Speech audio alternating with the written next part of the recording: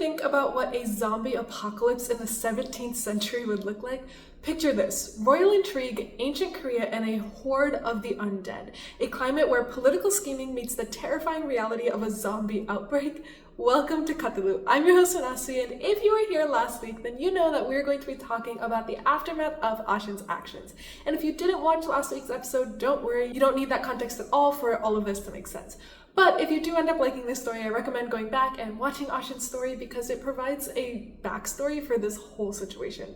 So we are going to talk about the Korean drama Kingdom. When I searched it on Netflix, I saw that there was a Japanese drama called Kingdom as well. I don't think the two of them are related in any way, but I could be wrong. Anyway, Kingdom takes place in the Chosun era of Korea. So this will be a historical piece. It's a historical piece featuring Korean zombies. And listen, I don't know how much you know about K-zombies, so let me tell you about them. These zombies aren't like your typical slow zombies that you see in the West. These zombies are fast. They run towards you because they are flesh thirsty. And the way that these actors like twist their bodies is unreal, and the makeup makes everything 10 times creepier. Overall, just very, very convincing zombies. Anyway, with that in mind, let's get started. It's the dead of night when the king's physician is escorting this young man, Tani, into the king's quarters. Tani is carrying a tray of medicine, and just before the two of them pass through the doors, the physician tells him, "You must never look inside His Majesty's bedchamber. Do you understand?" "Yes, my lord." And the two of them enter, and Donnie sets down his tray before he closes the doors behind him. The king's bedchamber is covered by these like red wooden curtains, and its pin drops silent as Donnie approaches the curtains, kneels down, and holds the tray out so that the medicine can be seen from below the curtains. The silence stays for a few moments longer, and then he starts hearing this growling coming from the other side. In fear, Donnie looks up to see what's causing that noise, but the curtains are made out of wood, so he can't see shit. And then a hand shoots out and grabs Tani and drags him into the bedchamber. And all you can hear that night are the screams, Tani's screams, echoing throughout the king's residence. The next morning, a head royal guard, Pomil, is pulling off this poster-like thing that's been stuck up in the middle of the town square. It's an article that says, "The king is dead. A new wind will blow." The local police are cowering in fear, apologizing that they let something like this even be put up in the first place, and Pomil turns to look at them. Over 100 of the same notices were posted all over Hanyang last night. His Majesty, who is still very much alive, has perished. Capture everyone who posted these, wrote these, or gave instructions to write these. Bring in every single one of them. I shall annihilate their families, and the same goes for those who did nothing while these notices were being put up. Pomil's colleague beheads the two local guards who were begging for their lives, and then they start rounding up all of the young scholars in the country. And we learn that it's been about 10 days since the king fell ill with smallpox, but the only two people who have ever seen him since then are the chief state counselor Cho Hak-ju and his youngest daughter, the second queen. A point to note is that Pomil, Hak-ju, and the queen are one family. So Hak-ju is Pomil's and the queen's father, and all three of them are part of what they call the Haewon-cho clan, which you might remember from Ashin of the North. By the next morning, all the scholars are strapped up to these chairs, getting their legs burned with scalding hot pieces of iron, and a bunch of ministers are sitting watching this take place, and they're demanding answers. We received a report that 89 scholars from institutions near Hanyang worked together to post these heinous notices. Confess, and the first to confess will have his life spared. One of the scholars grits his teeth and throws back, "Who are the real traitors of this nation? Through the spoil system and extortation, the evil family of the queen is busy feeding themselves. The traitors? Look to the Haewon-cho clan. Those of the Haewon-cho clan are but insects that are sucking the blood of the people. How do they differ from the swine that eat feces? Perhaps it is better for His Majesty to be dead. He is a feeble king who handed the nation over to Lord Cho Hak-ju, the head of those swines." And Hak-ju, who has been sitting in the darkness up until now, stands up, and in a menacing little voice, he goes, "Did you just say that it is better for His Majesty to be dead? Do you admit to treason? Then to whom are you referring to by the new wind? Who is the king that you wish to serve? Is it the crown prince. The crown prince Chang, I'm going to call him Chang, but just know that nobody else in the show does that. They all call him Your Royal Highness because if they were to call him Chang or even Prince Chang, they would probably have been beheaded right there and then. Anyway, Chang is currently kneeling in front of the queen's villa. And so from my days of watching period dramas, I've learned a bit of things. So I've learned that usually the princes or the ministers will kneel in front of the queen's or king's villas as a way to kind of convince them to either make policies that serve their interests or give them like permission to do things. In Chang's case, it's been about 10 days since his father has fallen ill, and the queen just hasn't been allowing him to get so much as a glimpse of his father. So now he's kneeling, begging the queen. It devastates me that I cannot fulfill my duties as a son. Please permit me to enter the king's palace and to stay by my father's side. Your father is lying ill from smallpox. If you catch it from him and fall ill while looking after his majesty, who will lead this nation? As a senior member of the royal family, I can never permit it. So please leave. Then at least tell me this. Is father truly alive? You may have learned how to be filial towards your father, but not towards your mother. How could you be so disobedient to me in front of the servants? Do you hate me that much? Or is that hatred more towards your unborn sibling? If that's not the case, please head back. So here's some more context, cultural context that may or may not be correct. Please correct me down below or add more details for those of you that know better than me. But the current queen is the second queen of the nation, which means that the first queen either died or was sent to exile. But I think in the context of this drama, she's probably dead. Chang is the firstborn son of the king. So because of that, he is currently crowned the crown prince. He will remain the crown prince until the new queen can produce an heir, which she is currently in the process of doing. She's very heavily pregnant. But keep in mind that everything hinges on the hope that this unborn baby is going to be a boy. So if Chang is a power-hungry little man, then he most definitely will hate the unborn child, and the queen most definitely hates Chang because if Chang becomes the king, then she will no longer have any power in the kingdom because she's not even his birth mother. I have to say that politics that I've seen in period dramas from Korea are very different in the sense that the power struggle are always between the king and some other clan that is part of the king's court. And more often than not, it's about how lonely the king is because he can't trust anyone, or about how the king is really just like a puppet for all of those noble, wealthy families, which is not something I've seen in a lot of historical dramas. Anyway, Chang is forced to leave just as it starts to rain, and as this man is getting drenched, he turns around and starts stomping his way to the king's palace, but his servants step in front of him. Prince Chang, have you forgotten? The queen ordered that your royal highness be kept out of the king's palace. Step aside. I said step aside. Whom do you serve? Whom do you consider king of this nation? Is it my father or the Haewon-cho clan? Is there anyone in this entire palace who does not follow the orders of that clan? But his tears do nothing to melt the servants' hearts, and he is forced back to his palace. The moment he steps inside his office, he yells at his servant to call for Mu-young, and Mu-young is Chang's personal guard. Mu-young enters the library only to see Chang throwing a fit. He's throwing things off of his desk, flipping said desk over, and he throws a wooden block in Mu-young's direction. And Mu-young should have been like a baseball player or something because that catch was spectacular. He didn't even flinch as the thing was launched at him, and he caught it with one hand. Mu-young places the block back next to Chang. Why would you throw something worth more than my year's salary? If a tantrum is what you wanted to throw, you should have aimed it at the queen. The greatest virtue of a crown prince is that he must pursue filial piety. I cannot ignore the virtue and risk being deposed. That wench may barely be of age, but she is my mother regardless. I have a job for you, Mu-young. Bring me the journal kept at the royal infirmary. The palace guards keep an eye on that journal day and night. How could I possibly obtain it? Mu-young is laughing, but Chang sees absolutely no comedy in this situation. The pears from Naju, the pomegranates from Kochang, and the ginger sweets prepared with care by the royal kitchen. Did you forget all that you stole from me? Think of your wife, who has supported you until you finally passed the state examination at the age of 40. You stole from my dessert table in order to bring them to your kind wife, who finally got pregnant after 10 years of marriage. Did you not?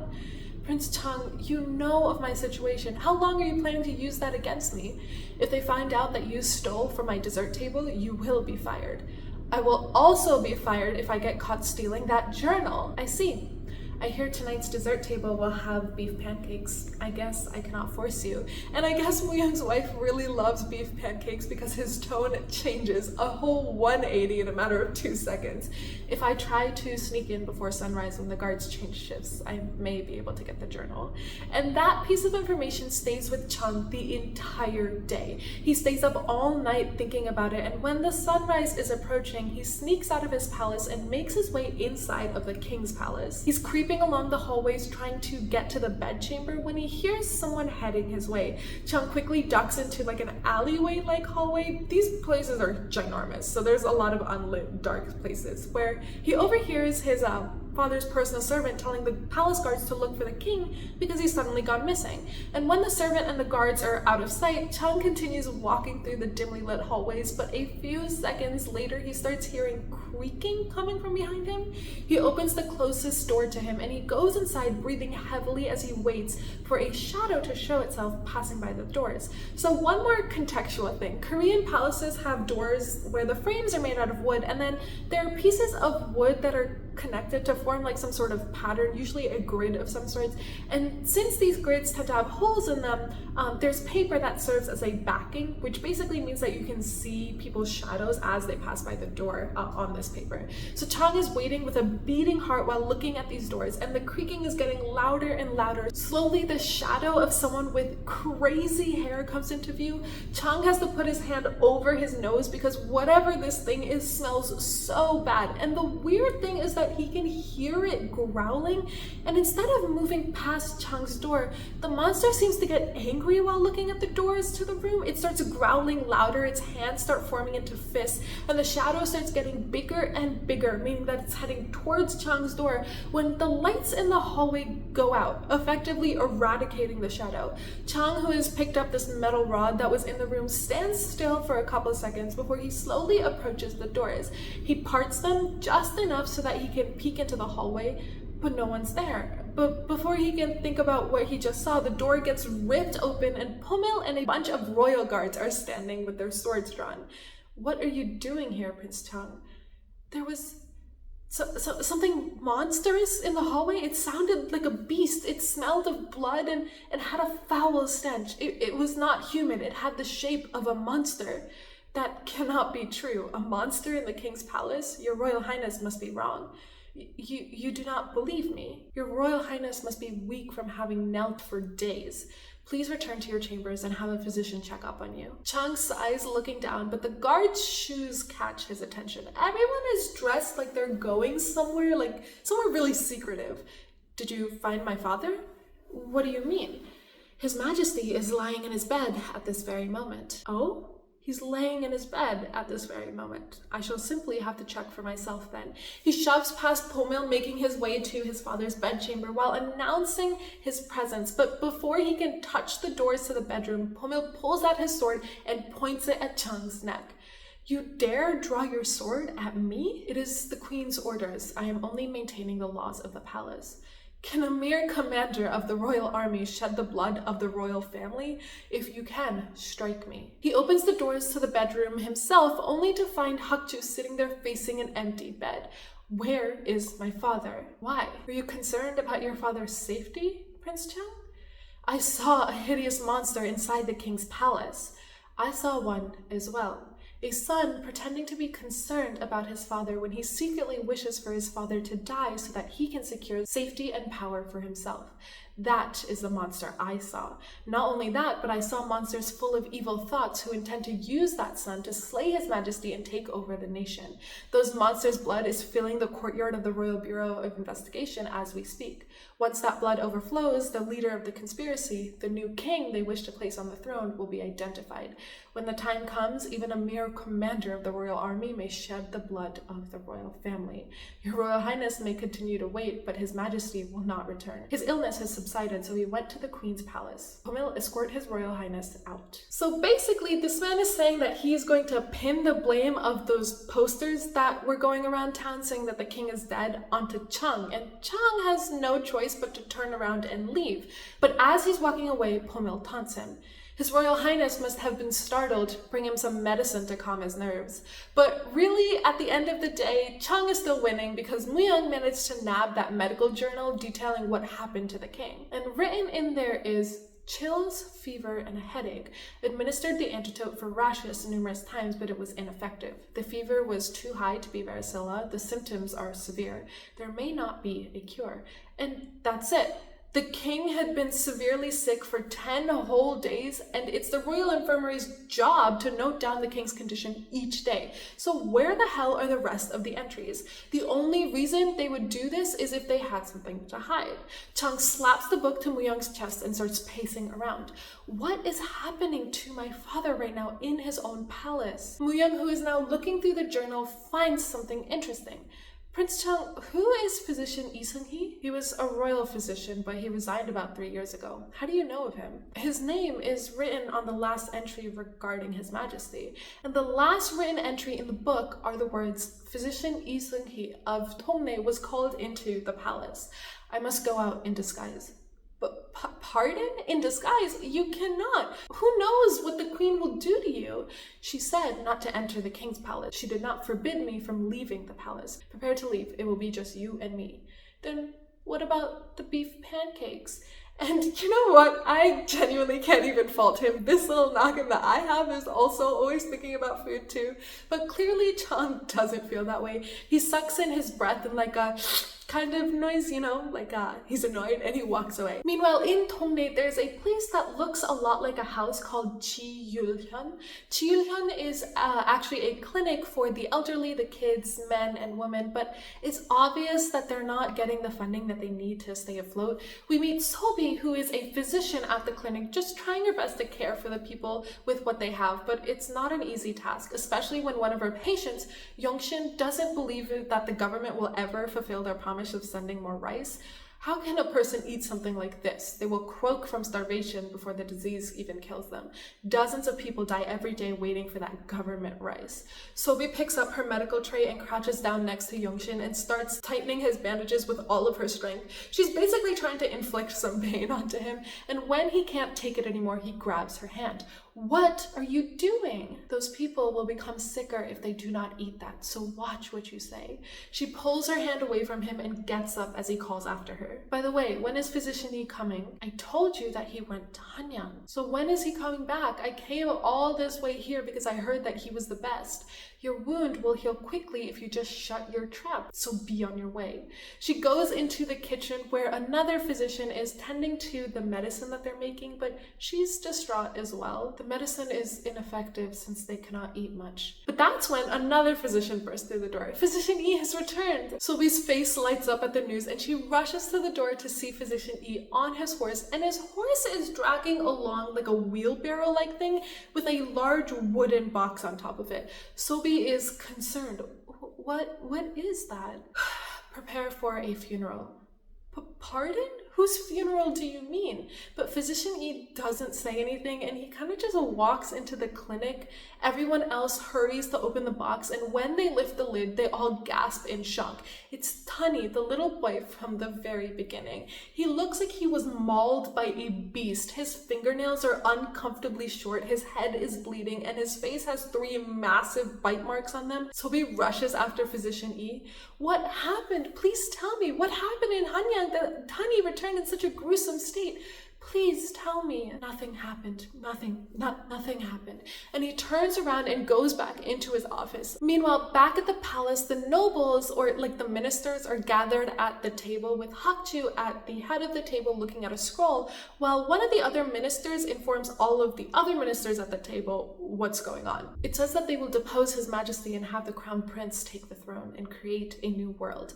Another minister adds, "This is conclusive evidence of treason. We must bring the crown prince to the Royal Investigation Bureau and interrogate him right away." The only minister who seems to be skeptical about this evidence is Minister Kim Sun, which makes sense because I think he's the chief scholar, so the man who's kind of in charge of education, and considering all the scholars are locked up right now, he's not very happy. Where and how did you find this letter? Someone reported that one of the scholars who was arrested had this letter at home. What a useful informant. He knew every single one of the 89 scholars who committed treason and where the secret letter that nobody knew about was kept. Who is this informant? Why is that so important to you? None of the 89 scholars admitted to the allegation of treason, and yet you are accusing them of treason based on the statement of that single informant. This is an insult to the Confucian scholars, the foundation of this nation. Hakju lets out a little chuckle. Are the Confucian scholars really the foundation of this nation? What did those Confucian scholars ever do for this nation? He gets up with the scroll in hand and walks towards Kim-sun while saying, 2 disastrous wars swept through the land. Do you know why we were defeated so helplessly? It's because of weak Confucian scholars who only babble without taking any action to lead this nation. The same holds true today. You are completely out of line, Chief State Counselor. But Hakju is a man of violence. He places a scroll in front of Kim Sung and then takes Kim Sung's head and bangs it onto the table.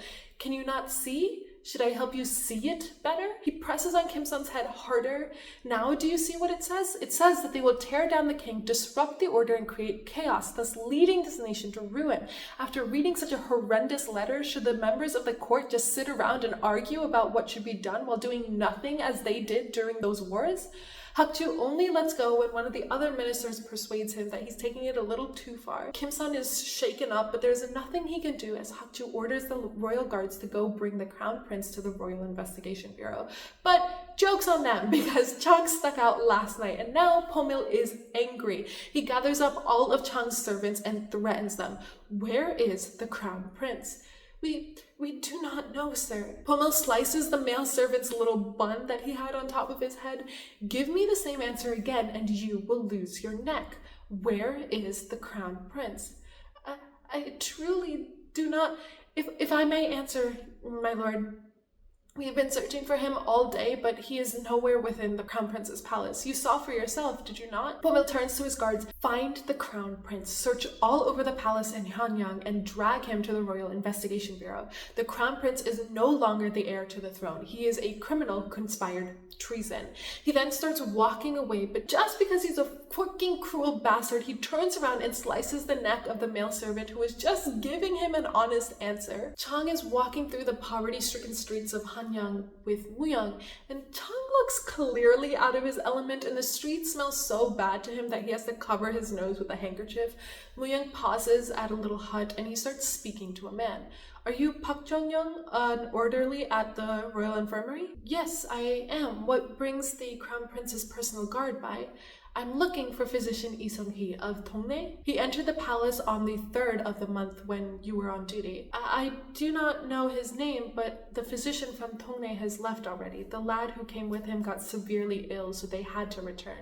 Hearing this, Chang approaches Muyang and whispers into his ear. Ask what his symptoms were like. Why was the lad in critical condition? Did he catch smallpox? Someone like me does not know for sure, but it was not a disease. He had these deep wounds all over his body, and it looked like he was bitten by a huge beast.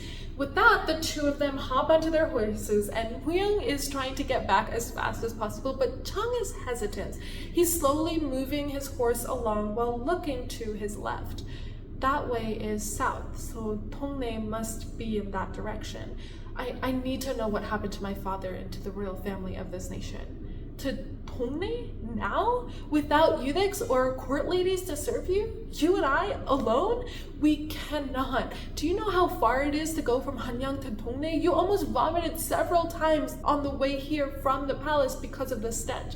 How can you make it all the way to Dongnae on such roads that are so difficult? It is nearly 350 kilometers away. My life until now has been more difficult than that, Muyang. You will not even get to see the delicacies you enjoy in the palace. I do not care. You could encounter some bandits or rioters. They might kill us. I will die anyway if I remain here. Because of the allegation of treason, Your Royal Highness, even the Haewon-cho clan cannot harm you for something you did not do. I did, Muyang. I conspired treason against my father. Poor Muyang is in disbelief. I mean, why? How? You are the crown prince. The throne would have been yours anyways, so why? And we see a Chang who is sitting in his office signing his name on a document that reads, "It has its meaning in creating a new world." Crown prince, that's correct. I am the crown prince of this nation. I am my father's only son, but I shall die if the queen gives birth to a legitimate son. I am but an illegitimate crown prince born to a concubine. That's why, because I want to live. Many scholars are dying at the Royal Investigation Bureau to protect me. The only way to save them and myself is in the south, in Dongnae. I must go to Dongnae, meet with the physician Yi, and find out what happened to my father. And the two of them ride off down south. Their trail, though, is quickly being sniffed out by Hakju. He'd managed to get his hands on Chongyong, and they beat him up really badly in order to get information out of him. So from Chongyong's confession, Pomil is basically 100% certain that Chang went to meet with physician Yi. I am sure that the crown prince went to Dongnae in search of physician Yi. I told you before, did I not, father? We should have silenced Yi by killing him. Pomil, physician Yi is still valuable to us. However, the crown prince is not. Our messengers will not arrive ahead of the crown prince. You must go and stop him yourselves. A cavalry of 10 speedy horses will head out first, and 50 competent soldiers of the royal army shall follow. You must stop him before he reaches Dongnae and Ji-Hoon, even if it means you'll have to kill him. And so Pomil leaves Hanyang with a small army, and back in Dongnae, Sobi and her friend are scavenging through the mountains for what little herbs they can find. Like, it's winter, they're not really finding much. But at the same time, both of them can't seem to take their mind off the weird wounds on Tani's body. They leave the mountains, but when they get close to the clinic, both of them freeze. There's smoke coming from the chimney. When Sobi enters the clinic, the atmosphere is completely different. Everyone is eating meat and drinking soup with gigantic smiles on their faces, and every person is making sure that their bones are clean as can be, talking about how delicious the meat is. Sobi rushes into the kitchen to see Yongshin scooping some more soup into bowls. What is all of this? Is it not obvious? The patients are starving to death, but the physician is holed up in his room. I needed food to live, so I hunted a deer. A deer? You found a deer in these mountains? Did you get the government's permission? Should we get permission to die too? People here complain, even if I bring food. Yongshin walks out with more bowls of soup to give out to the people, and Sobi watches as everyone is happy for the first time in a long time. Her watching gets interrupted when a man approaches her with a bowl. Miss, I'm really sorry to ask, but can I have some more? My wife is trying to breastfeed our baby, but she's having a bit of trouble. Of course. She heads back into the kitchen, removes the lid from the pot that they were using to cook the soup in, and she can't help but smell the food. It smells so good, and she scoops some of it into the ladle and brings it to her face, once again smelling it, and she starts bringing the ladle closer to her mouth just to get a little taste, but the crying of the baby snaps her out of her daze. She pours the soup into the bowl, and that's when she sees it. Something that looks an awful lot like a finger is floating in the soup. Startled, she drops the bowl and screams, and when her eyes open, there is no mistaking it. It is definitely a finger. Sobi rushes out, and what was a heartwarming sight before her is now a gruesome one. All these people are unknowingly eating Tani. Sobi sees Yongshin sitting off to a corner, and her feet are moving. She grabs him by his collar and shoves him into, I think, a storage closet of some sorts. How could you do this? What are you talking about? I saw it, Yongshin. How could you do that to a person? How could you? He was like family to us. Who cares what he was to you? Once you die, you are nothing but a slab of meat. Are you out of your mind? He was a person just like us. How could a person eat another person? So what? Should we all just starve to death arguing about what we ought to do as human beings? If everyone lived that way, half the population of Dongnae would have starved to death already. What do you mean? How do you think the people in the south survived? Do you think His Majesty saved them? No, what saved them were the flesh and bones of their neighbors who starved to death. That cannot be true, Yongshin. You live as you wish to live. I will do whatever I need to do to stay alive. Inside one of the rooms at the clinic, Sobi's friend finishes up feeding this bowl of soup to this small kid, and he's smiling ear to ear because it was delicious.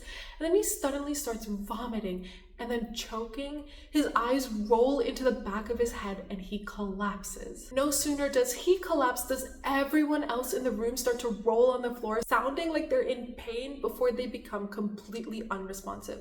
Outside of the room, everyone has also collapsed, unmoving. Physician E is holed up inside of his room, furiously flipping through a book when he hears faint growling coming from somewhere, and in the clinic, one of the patients starts to move again.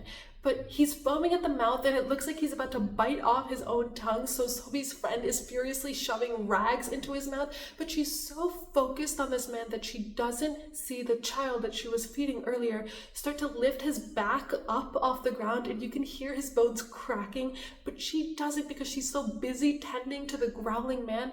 But when she feels the air behind her shift, she slowly turns around only to have the kid jump her with his arms extended out in a way that makes it look like he's trying to scratch her. She screams and her scream echoes into the storage room where Sobi and Yongshin are talking. They freeze, and inside the room where Sobi's friend is, she is now crushed between 20 plus bodies where all of them have their teeth lodged into her body, and you can see the life leaving her eyes. Sobi and Yongshin approach the doors to see what that scream was about, but when Yongshin tries to open the door, it immediately gets closed again, and from the bottom of the door, blood starts to leak in. That same night, Chung and Woo-young are sitting in front of a fire bickering. Chung is tired of eating the same food every day. After eating nothing but this for days, the mere sight of it is making me sick. Exactly, Your Highness. Why did you have to go and do something so dangerous? You're so reckless. You did not need to put yourself through this. I did not do it for my own sake, Woo-young. If I am to be dethroned, do you think my personal guards will be safe? Your kind wife will also likely be killed. And the two of them start bickering, and Chung even makes a joke about how he's going to annihilate Woo-young's entire family. They're laughing by the end of it, and their friendship is just heartwarming. You can tell that Woo-young is the only person that Chung really feels comfortable around. And they head out again the next morning, and Chung is skeptical about if they're even heading in the right direction. Woo-young, is this the right path? They told us to head to Kumcheong Mountain. This is Kumcheong Mountain, so we will get there soon. You said that before. If we do not arrive there within 30 minutes, I shall annihilate your entire family. Woo-young laughs as they continue trotting along. Yes, yes, Your Royal Highness. Do you truly enjoy jesting about that? Keep jesting about annihilating my family if it amuses you, Your Royal Highness. In return, please bestow me with some seaweed from Chi-chan. If we survive, I hear that that's the best for a pregnant woman. I would appreciate some beef too. It is very odd. Pardon? Your Royal Highness, I left my pregnant wife behind who is due any day now. Is it really that odd for me to ask for some seaweed? That is not what I mean. It is too quiet around here. I have not heard an insect chirp in a while. And he's right. It's like an eerie sort of silence that you wouldn't expect from the woods. And they're on a path in the middle of the forest in the middle of the day. And there's not a single bit of sound coming from anywhere. Woo-young looks around and he sees a house in the distance. It's Ji-Hoon. But what used to be a normal looking house now has these bloody bamboo spears sticking out from like the top of it. Like the pointy part is pointed inside and parts of the wood is charred, and the gates are bolted up with wooden planks and barricaded with large objects like hay bales. Woo-young gets off his horse and he starts pulling apart the barricade and the wooden planks that are bolted onto the gate. But when he pushes, it still doesn't open. Someone barricaded the doors from the inside as well. So Woo-young does the next best thing and he climbs over the wall. Oddly enough, there's like a makeshift ladder on the side of the gate that gives him the perfect path to kind of just climb. Woo-young disappears, and after a few seconds, Chung starts panicking. Woo-young? Woo-young opens the doors to the clinic, and inside it looks abandoned. Everything is a mess. A few places are charred. There's food spilled on the ground, but there's not a single person in sight.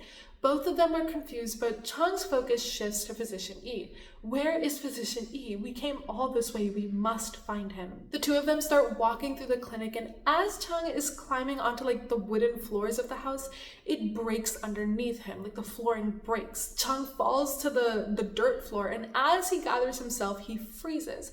Underneath the wooden floor are bodies. They're all unmoving. Most of them are bloody, and their hands are in really odd placements. They call the local police, and they pull out all of the bodies, and one of the officers goes up to Woo-young. What brings the high military officer all the way here from Hanyang? I heard that physician E was good, so I wanted him to examine my brother. He looks fine, but he is not well. My brother rushed out and forgot his identification tag, so please understand. I understand. Did you see anyone suspicious when you arrived here? I only saw the corpses. We found all of those corpses hidden underneath the deck of each building. There are 48 in total. The bodies start getting loaded into wagons, and Chung is looking at each and every person. When Woo-young comes up to him, he tells him that physician E's body is not there, and that means that he must be alive, right? On the other side of town, Cho Bom-pal of the Haewon-cho clan is busy celebrating his new appointment. He is the new magistrate of Dongnae, but his celebration gets cut short by a man running up to him.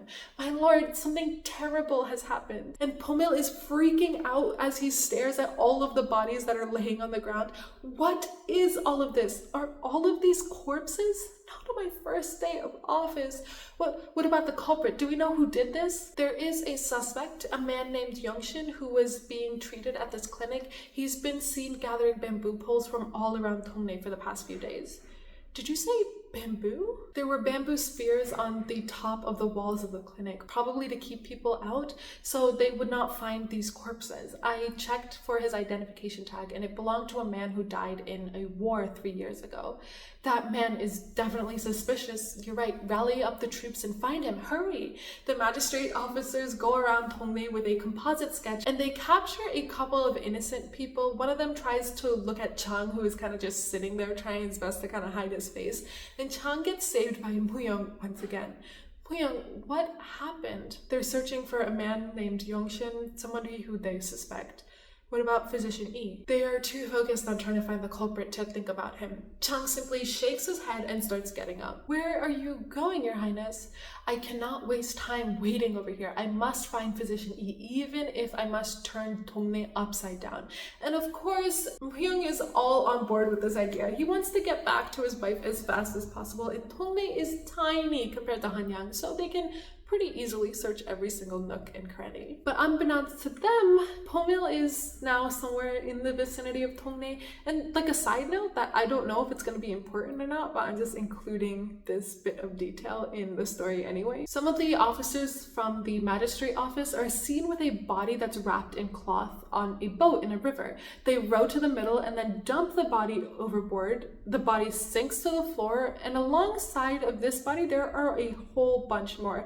They're dumping, I think, all of the bodies that they can find in the clinic in this area, but don't quote me on that. I'm not completely sure. Back in Hanyang, Kim-sun, the man who got his head bashed into the table by Hakju, is meeting with his two co-conspirators. They were people who helped Chung with his little treason coup thing. One of them suggests that Kim-sun turn over the covenant with the crown prince's signature to Cho Hakju. He believes that Chung abandoned them all, and the only reason Hakju is letting them live is because he needs Kim-sun to submit to him. Their heated debate gets interrupted by a visit from the head court lady of the crown prince's palace. She informs them that a corpse was found in the king's palace, but that it was covered up. This information causes the three of them to form a new plan. If they can find out what Hakju is hiding, they may be able to not only save themselves, but also bring down the entire Haewon-cho clan. Chung and Woo-young, in the meantime, are once again making their way through the poverty-stricken streets of Dongnae, and Woo-young disappears into a small hut, and this man who sees Woo-young trespassing yells out, "Can I help you? Are you Kim, the medical herb supplier? I heard that you supplied medical herbs to Ji-Hoon. I know nothing about what happened over there." "No, we are here about something else. We are looking for physician E for something important. Do you know where he is?" "All I did was supply herbs. I do not know of anything. My apologies, but I am busy." Kim pushes past Woo-young to enter his hut, and Chung, who has very clearly never been treated or even seen behavior like this, scolds Kim. "He is not done talking. Do those of lowly birth not learn manners? My elderly father has not eaten all day because of all of this fuss. I shall at least bring him some water. If you wish to flog me, go ahead. I'm going to draw water." Woo-young slides into the hut to try to talk him down. "I'm really sorry about that. My colleague is like that because he was spoiled as a child. Please be understanding and tell me anything you know. I will compensate you generously. Anything will do. Please tell me something. It is a matter of the most importance to us. I will not notify the government, I promise."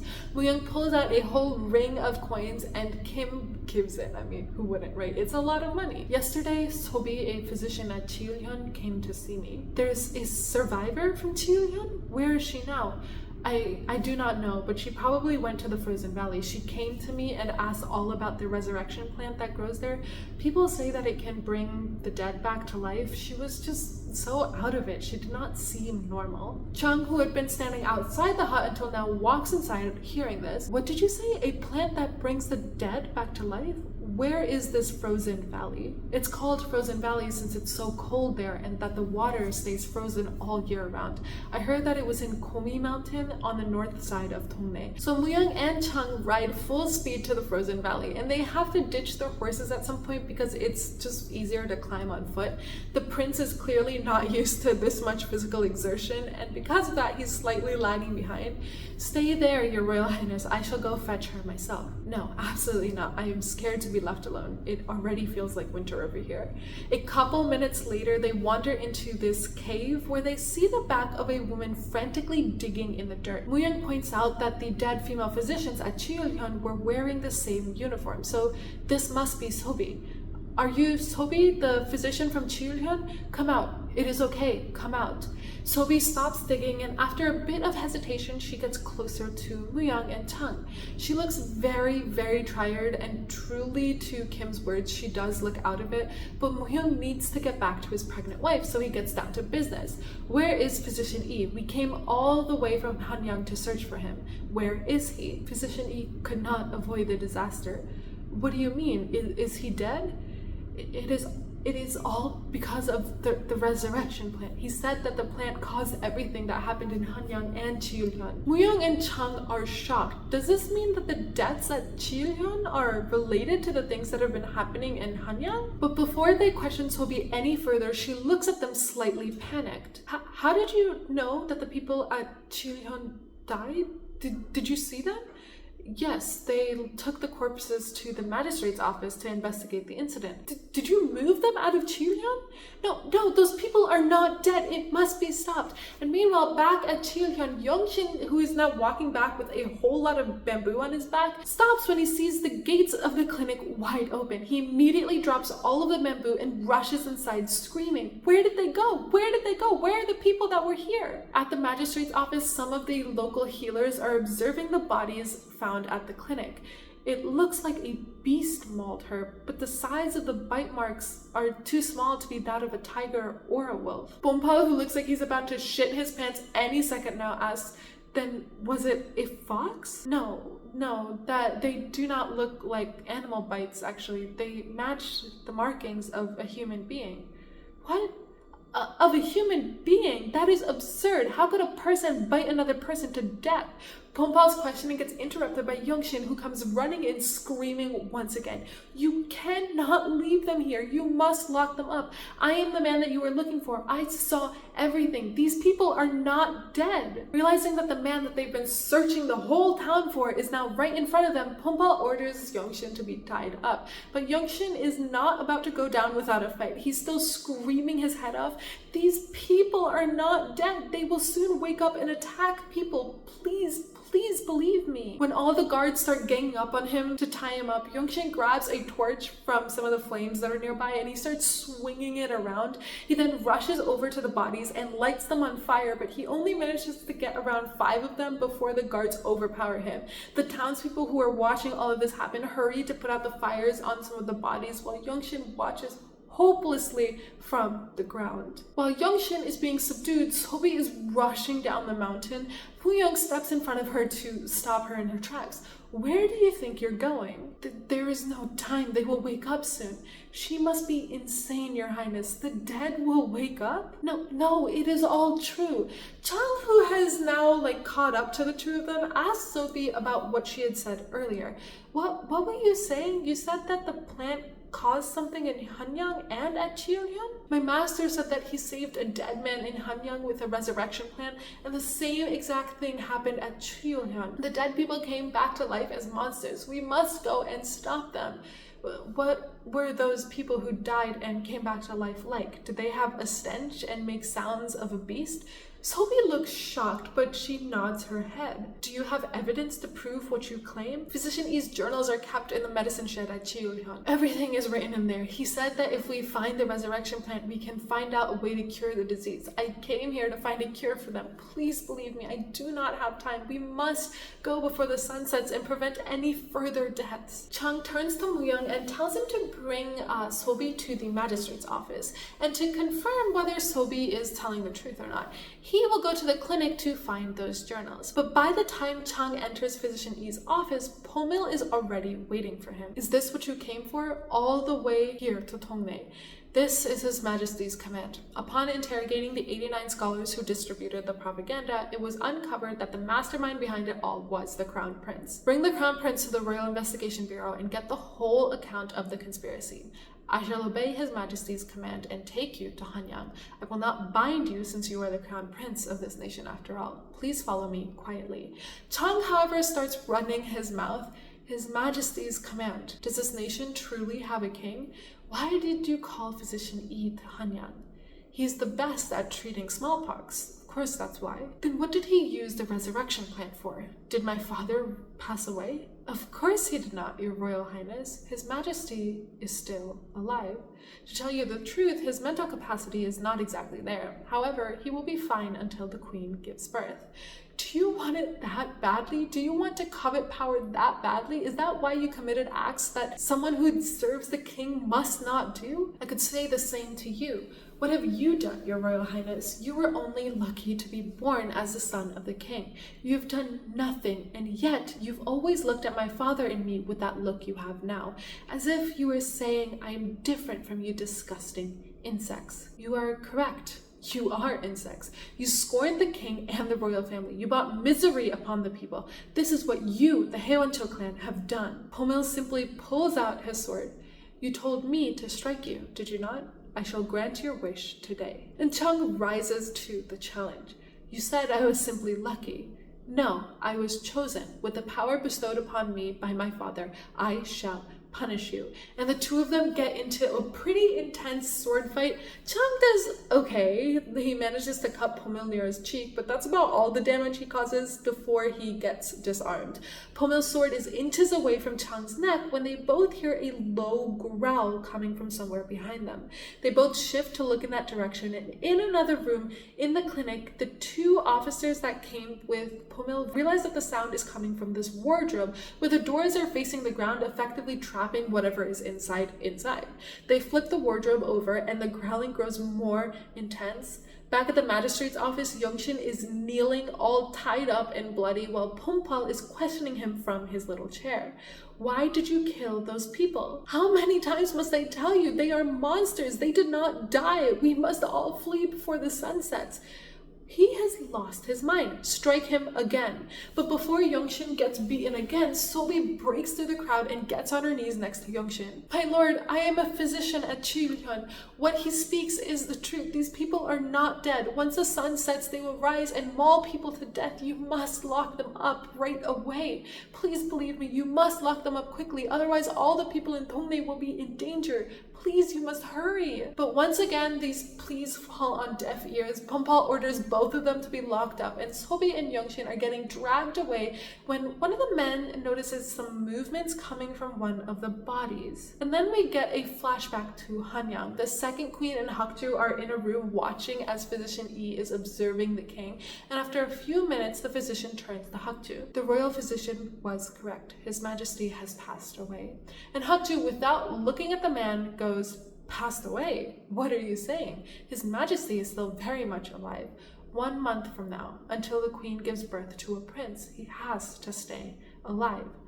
Lord Cho, but this time it's the queen who cuts him off. Why are you hesitating? The physician's duty to save the king? All you must do is your duty. And Hakju adds on, do not fear anything. Just do what you did 3 years ago. And the next thing we know, the king is startled awake and he starts snarling at Hakju, who is standing like 4 feet away from him. The king shoots out of his bed to lunge at Hakju, but he can't reach the man because the king is being held back by these chains. And in present time, at the magistrate's office, one of the bodies starts moving. Her bones crack and her fingers twist and she gets up, but everyone in the crowd is watching this like it's some sort of spectacle. No one is moving a single limb to get out of there, and instead they're all like oohing and ahhing at all of this. Well, I guess no one is alive. Mu-young skedaddles out of there, smart man. But everyone else seems to have their legs glued to the ground. And suddenly, from the crowd, a man starts pushing through. "Honey, let me go. That's my wife. She's my wife." He approaches his wife, calling out to her, but as soon as he's within arm's reach, she turns around and bites his neck off. That seemed to have unglued everyone's feet, because everyone starts screaming and running as more and more of the bodies from the clinic come to life. Youngshin, who had gotten thrown into a cell, uses this commotion to break free from his holding and runs away, leaving Sobi behind. Meanwhile, back at the clinic, a zombified physician E shoots out of the wardrobe and he manages to bite one of the guards. The guard falls to the ground, and as Pomil and Chang watch in horror, the guard suddenly starts cracking his bones and rises again. He starts attacking Pomil, and Pomil stabs the zombie in the back, but nothing happens.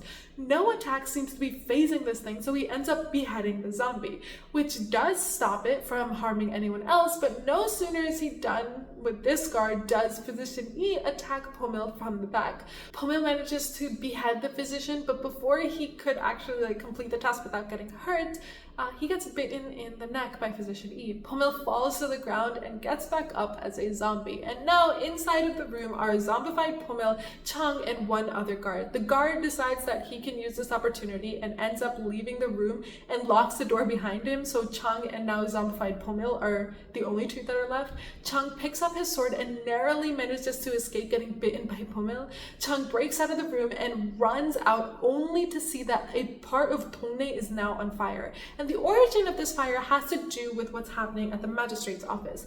Pomil and a few other guards had snuck underneath the wood flooring in an attempt to hide from all of the zombies, and it's successful until a zombie plops onto the floor right next to them.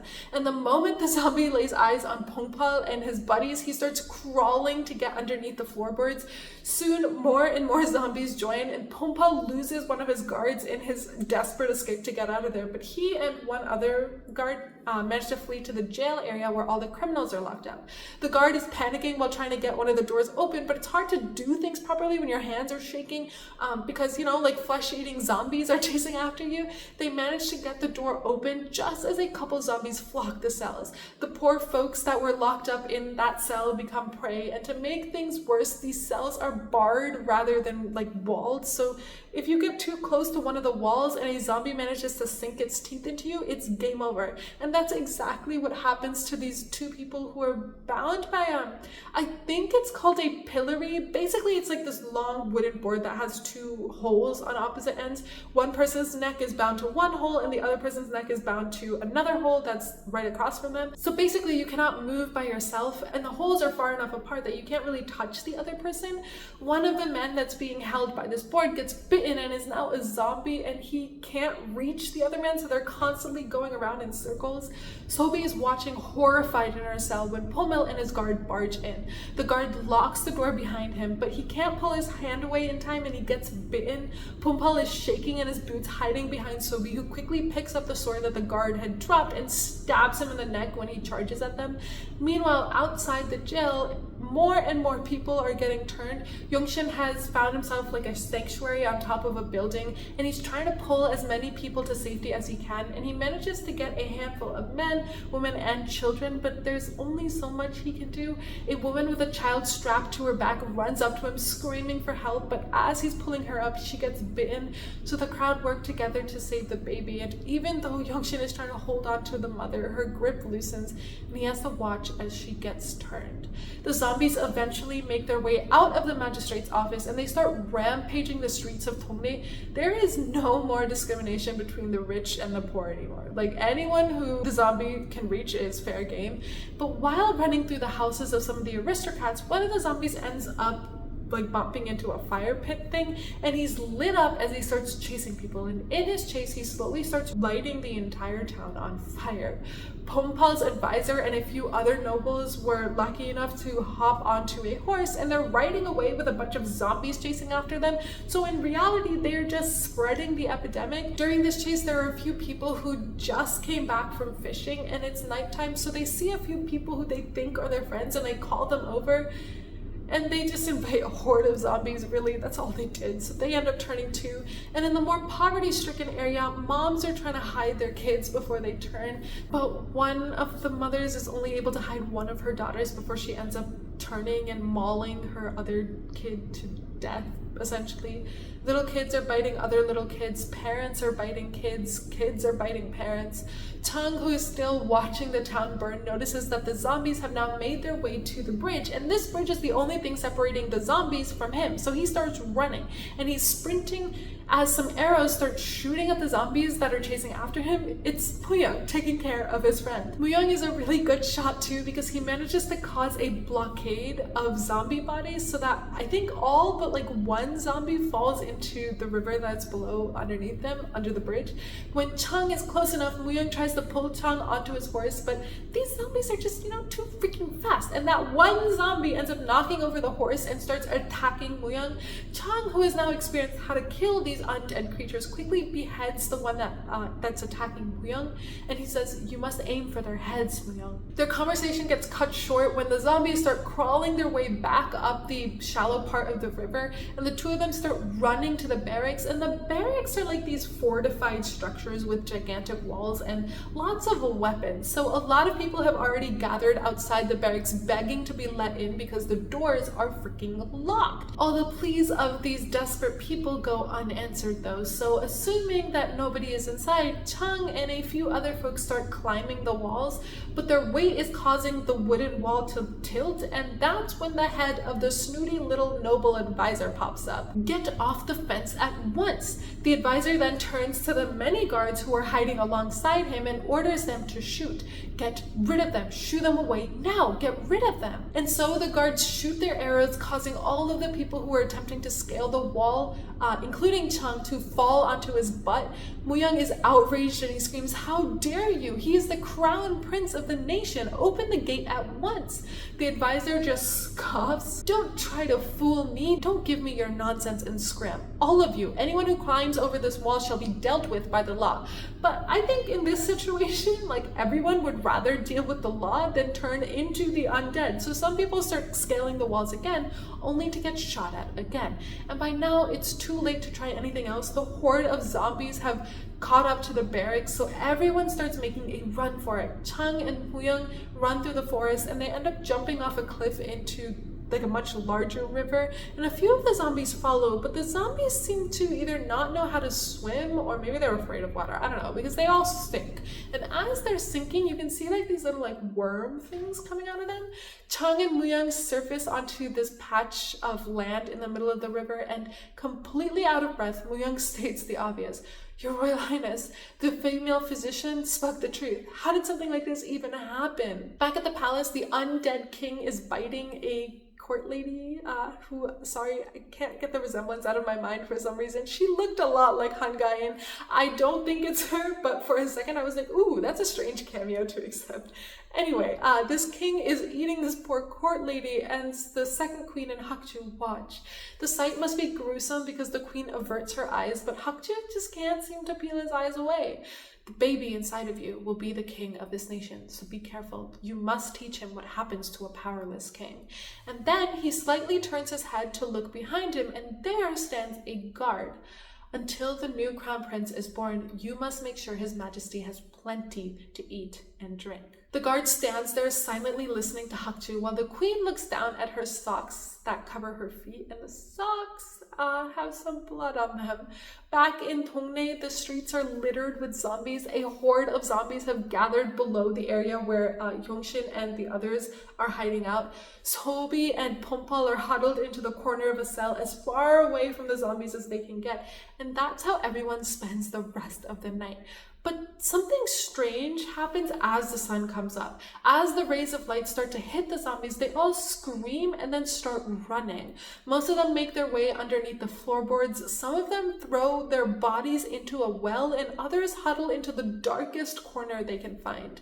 In the palace, the king is also knocked out, and there's a court lady who is applying makeup on the king with shaky hands because he doesn't look human anymore. The queen makes her way back to her quarters and orders her court lady to get her new clothes because her current ones are bloody. And with dawn breaking, the streets are quiet. The survivors slowly make their way out of their hiding places.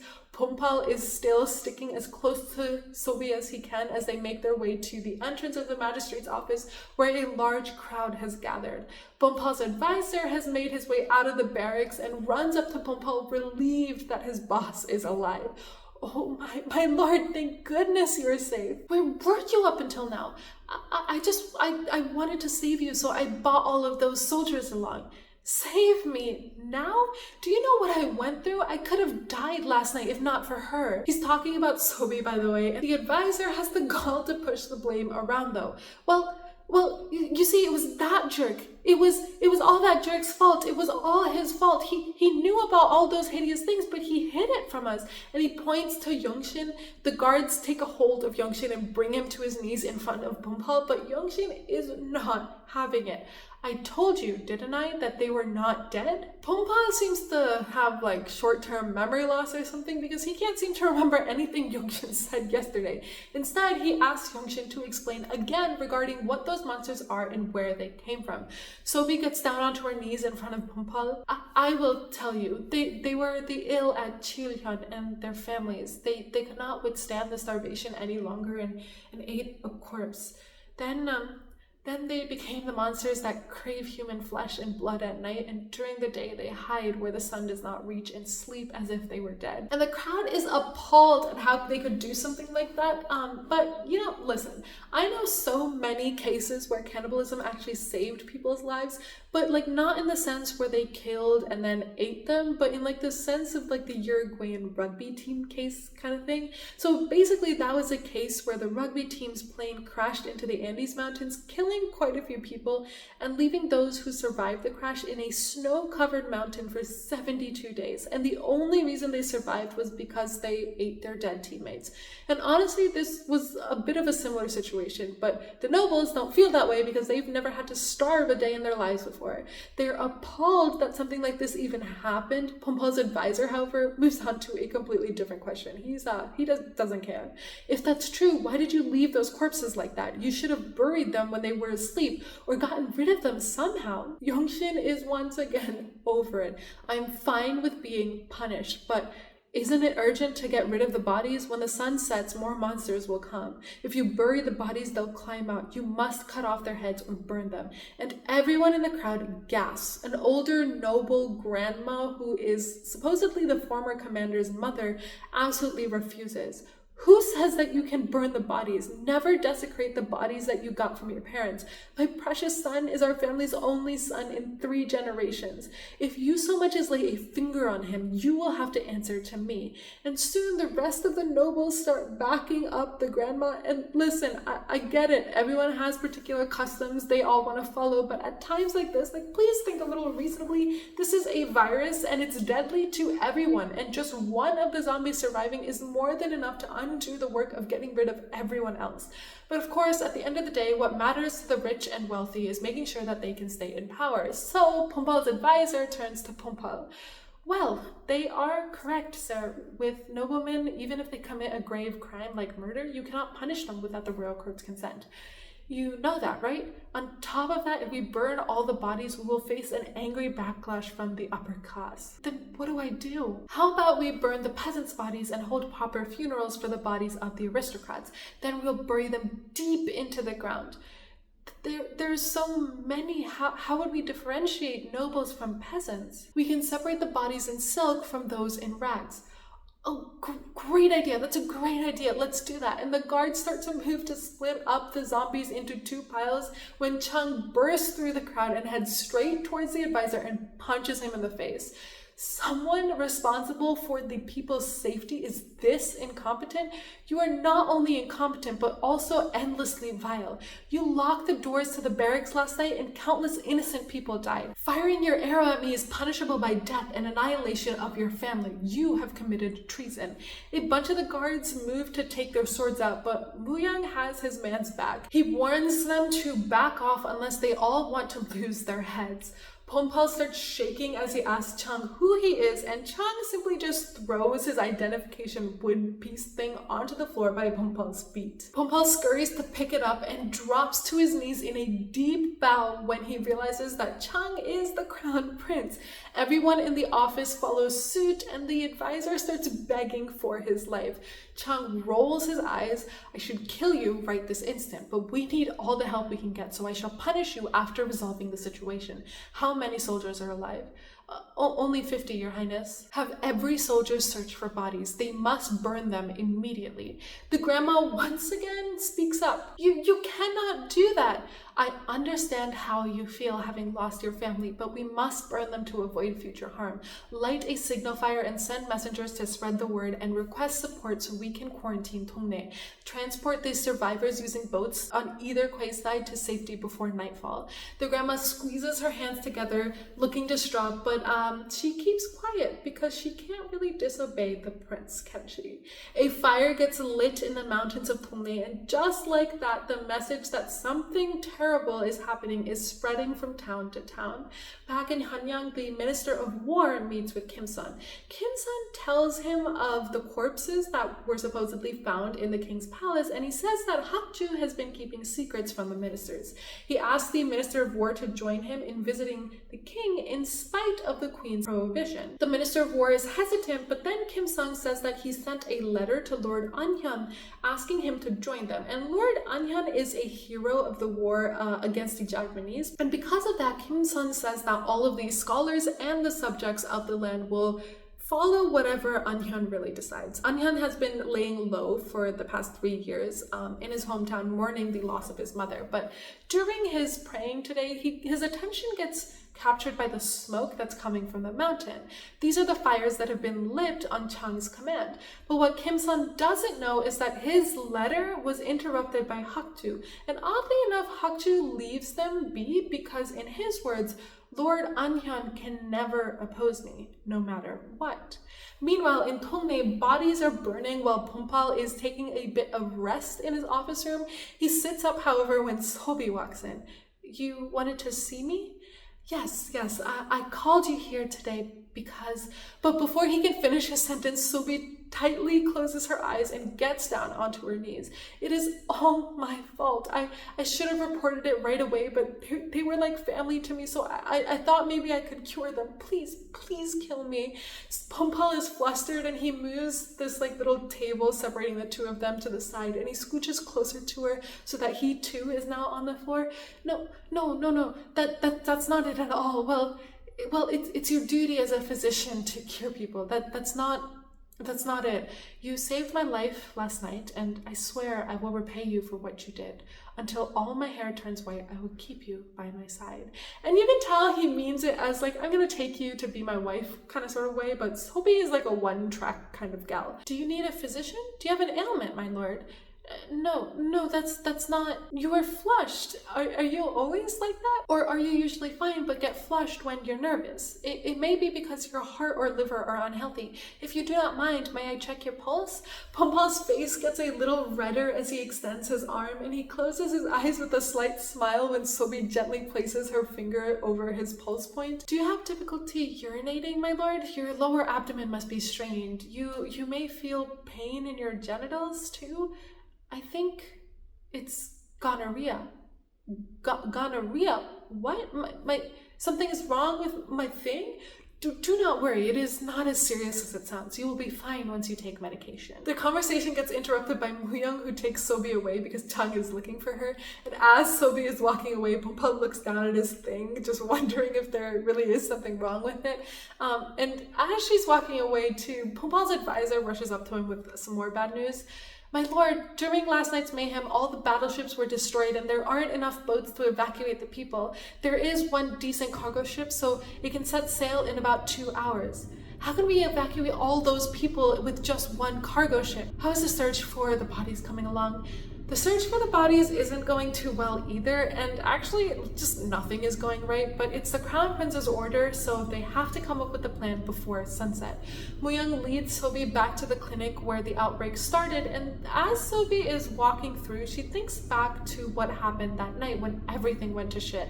Young-shin had opened the door after it had forced itself closed again, only to see that people are running around biting each other. Sobi, in shock, calls out to her friend who is feasting on a patient in front of her, but that's a mistake because her friend stops eating, turns around, and starts running towards Sobi. Young-shin is quick to understand, I guess, what's going on because he tackles the zombie onto the ground and quickly gets up and pulls Sobi back into the room where they were in earlier. Before he can lock the door, however, the old physician stumbles his way into the room. He's swaying and his mind is racing 100 miles per hour.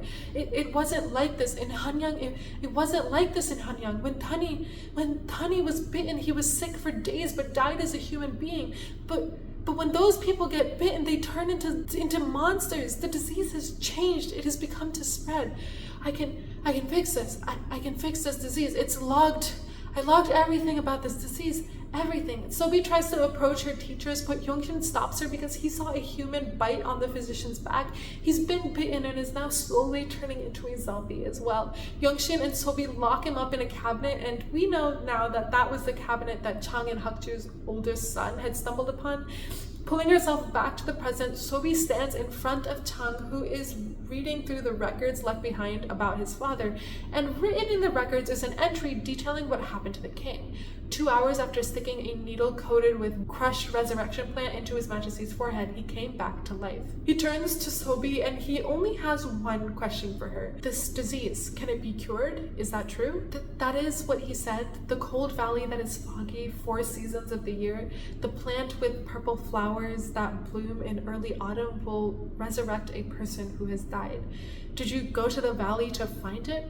I thought I could figure it out, a way to cure the disease if I just found the plant, so I went there, but I couldn't find such a plant, and for now, there is no cure for this disease. Chang is a little peeved, and his frustration only becomes worse when Moo-young barges in to deliver some news. Sobi rushes out, and when she's out of sight, Moo-young tells Chang that he cannot find Hakju's son's head. If someone took the head back to Hakju, it truly is game over for Chung. But while Moo-young is freaking out, Chung is slowly becoming as cute as a cucumber.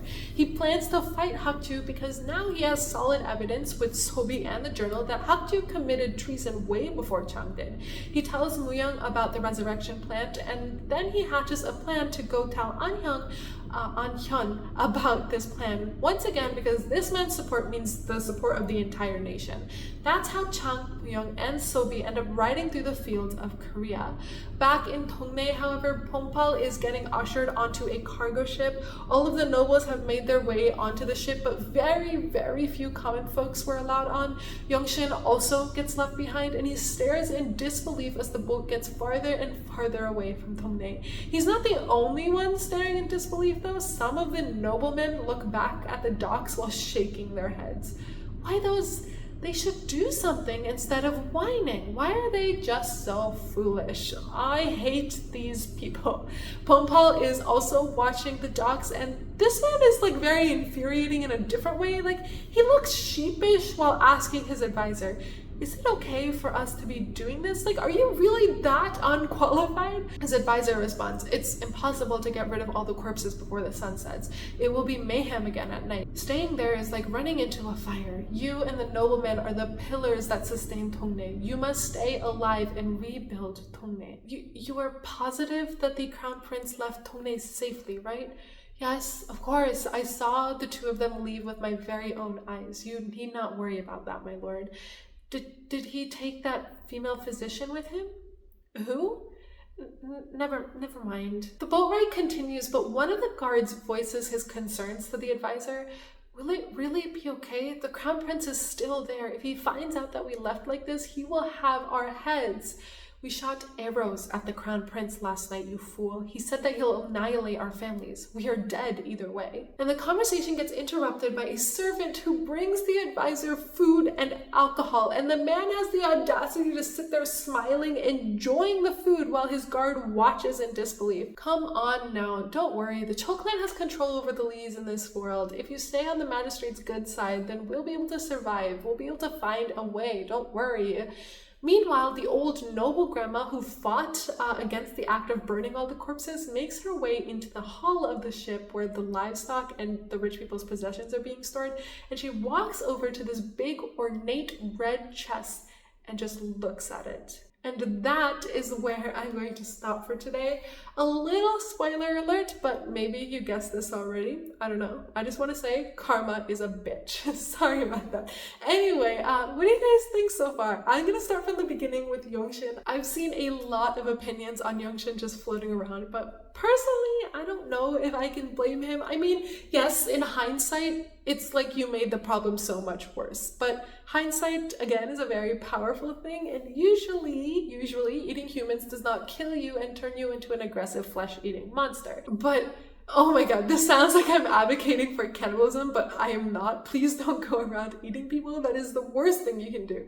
But again, I feel like Yongshin was just doing the best with what he had, and guess what? If this whole thing didn't start the virus, then I highly doubt anyone would really feel bad. Tani was already dead, the people were starving, and this would have probably been the only situation to getting some of the people's strength back at the clinic. That being said, it is interesting to think about what would have happened if this never really caused like a virus to spread in the first place. This is a totally different story, but would eating people become the new norm for these folks at the clinic? Because I don't think the government would be giving them any more aid. Or would they like have ever stooped to the point of killing other people in order to feed themselves after this? And this, my friends, is why there are no laws against cannibalism, because it's hard to get to the cannibalism part without actually crossing lines like murder or desecrating a corpse. Also, a quick shout out to the irony of this whole situation. I think it's so ironic that everyone turned into a zombie by eating someone else's flesh. I just think that's some creative genius right there. Anyway, I need to talk about my favorite character in Pooyoung. I really like him. He's kind of the comedic relief in this show, and I wouldn't have done justice to his delivery of jokes, so I left a lot of them out. And what that means for you is that you should go watch the actual show for the full experience. It's genuinely so well written, well directed, well acted. I love Doona, the actress who plays Toby. I think she's a great actress, and those of you who have watched Sense8 or The Silent Sea will probably agree with me. I haven't seen a lot of Ji-Hoon, the actor who played Chang, other than Kong and Hyena, and unfortunately I could not finish either of those dramas. But this one was really well done in my opinion, so good for him. I will save my thoughts on the second queen and Haktu for another time because they are so much more important, I think, in the second half. So come back next week if you're interested. And anyway, that is where I will leave you all for this week. Bye!